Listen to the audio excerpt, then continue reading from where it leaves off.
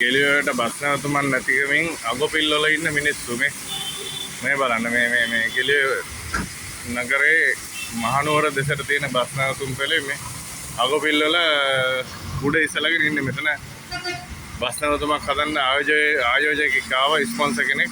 ඉතින් RDK මහතුරු ඒක සාක්ෂි සහිතව අපිට දෙන්න පුළුවන්.